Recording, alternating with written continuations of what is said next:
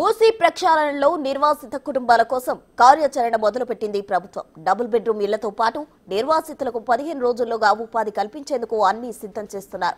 ఇప్పటికే 15,000 double bedroom ఇళ్లను కేటాయించారు. నిర్వాసిత కుటుంబాల్లోని విద్యార్థులకు అకాడమిక్ ఇయర్ కు ఆటంకం లేకుండా చర్యలు తీసుకుంటున్నారు. విద్యా సంవత్సరానికి ఆటంకం కలగకుండా ఎన్జీఓ ప్రతినిధుల కమిటీతో సర్వే చేయించేందుకు ఏర్పాట్లు చేస్తున్నారు.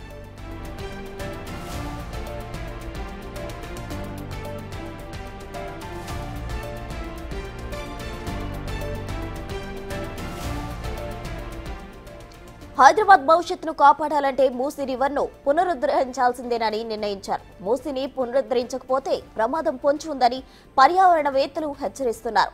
వేదా పాత్కర్ సహా అనేక మంది సామాజిక కార్యకర్తలు సేవ్ మూసీ పేరుతో ప్రచార కార్యక్రమాలు నిర్వహించారు. అందులో భాగంగా మూసీని పునరుద్ధరించేందుకు ప్రభుత్వం సిద్ధమైంది.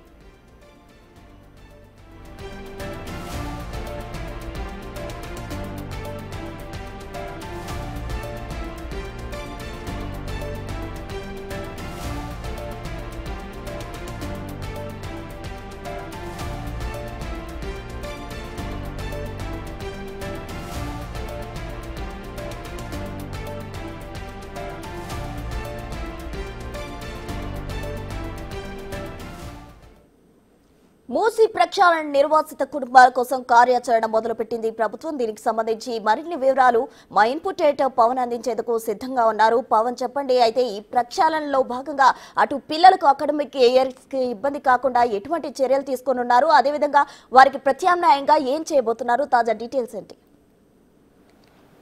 మూసీ నిర్వాసితుల కోసం ప్రత్యేకంగా కార్యాచరణను రూపొందిస్తున్నారు. అటు మూసీ సుందరీకరణ ప్రాజెక్టు ఎండీగా ఉన్న దానకిషోర్ విషయాలను వెల్లడించారు. ప్రస్తుతం అటు మూసీ పరివాహక ప్రాంతాల్లో ఉన్న కుటుంబాలకు వాళ్ళ సమ్మతితోనే సమీపంలో ఉన్న డబుల్ బెడ్రూమ్లను కేటాయించడంతో పాటు ప్రత్యేకంగా వాళ్ళ ఉపాధి పైన కూడా దృష్టి పెట్టారు. ఇల్లు కోల్పోయిన బాధితులకు అటు నష్టపరిహారం చెల్లించడంతో పాటు పట్టా భూములు ఉన్న వాళ్ళకి నష్టపరిహారం చెల్లించడంతో పాటు వాళ్లకు ఉపాధి అవకాశాలు ఎట్లా ఉంటాయనే దానిపైన కూడా ప్రత్యేకంగా దృష్టి పెట్టారు. మహిళలకు ఉపాధి కల్పించే దిశగా కూడా ఆలోచన చేస్తున్నారు. అంతేకాకుండా ఏదైతే విద్యార్థులు ఉంటారో వాళ్ళ విద్యా సంవత్సరం నష్టపోకుండా ఉండేందుకు వాళ్ళకు కొంతవరకు వెసులుబాటు ఇవ్వనున్నారు.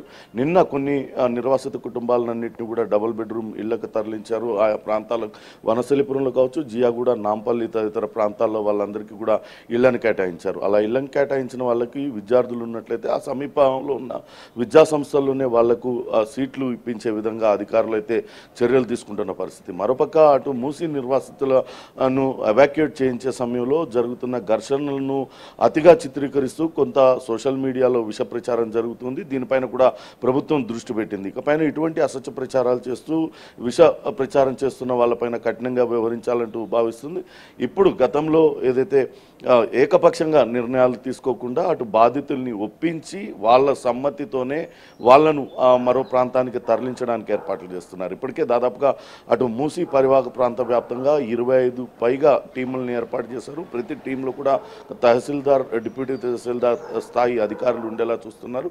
వాళ్ళే స్వయంగా ఆ నిర్వాసిత కుటుంబాలను వెంట పెట్టుకొని వాళ్ళకి కేటాయించిన డబుల్ బెడ్రూముల వరకు వాళ్ళని తీసుకెళ్లడానికి అన్ని తీసుకువెళ్ళి అక్కడ వాళ్ళని దిగబెట్టి వస్తూ వాళ్ళ సమ్మతితోనే ఇదంతా జరిగేటట్లుగా కూడా చూస్తున్నారు. కానీ అక్కడక్కడ జరుగుతున్న చెదురుమదురు ఘటనలపైన అతిగా స్పందిస్తూ అటు బీఆర్ఎస్ పార్టీ కావచ్చు, ఇతర కొన్ని సోషల్ మీడియాలు విస్తృతంగా ప్రచారం చేస్తున్నాయి. దీనికి కూడా చెక్ పెట్టాలంటూ భావిస్తూ ఉన్నారు. నిన్న ఏదైతే కుకట్పల్లిలో ఒక సంఘటన జరిగిందో అది హైడ్రా వాళ్ళేనంటూ ప్రచారం చేయడానికి కూడా అటు హైడ్రా కమిషనర్ రంగనాథ్ తీవ్రంగా స్పందించారు. అసలు ఎఫ్టీఎల్ జోన్లోనే లేని ఆమెకు హైడ్రా ఎందుకు నోటీసులు ఇస్తుంది, ఆమె ఆత్మహత్య వ్యక్తిగత వ్యవహారం అయినప్పటికీ దాన్ని హైడ్రాకు ముడిపెట్టడం సరికాదంటూ ఆయన కూడా ఖండించారు. మొత్తం మీదైతే అటు మూసీ సుందరీకరణ ప్రాజెక్ట్ పైన ఇప్పటికే అటు శంకరన్ స్ఫూర్తితో అటు ప్రత్యేక కార్యాచరణను రూపొందిస్తున్నట్లుగా ఎండి దానకిషోర్ చెప్పారు. ఖచ్చితంగా రాబోయే రోజుల్లో అటు నిర్వాసితులకు ఎటువంటి నష్టం జరగకుండా వాళ్ళు పూర్తిగా ఆహ్లాదకరమైన వాతావరణంలో జీవించే విధంగా వాళ్ళకి అన్ని వసతులు ఏర్పాటు చేసి ఉపాధి కోల్పోతున్న వాళ్ళకి ఉపాధి కల్పించి దిశగా కార్యాచరణ రూపొందిస్తున్నారు. ఈ కార్యాచరణ కూడా రాబోయే 15 రోజుల్లో ఖరారు చేయనున్నట్లుగా దానకిషోర్ ఇప్పటికే ప్రకటించారు. Prasanna, thank you Pawan.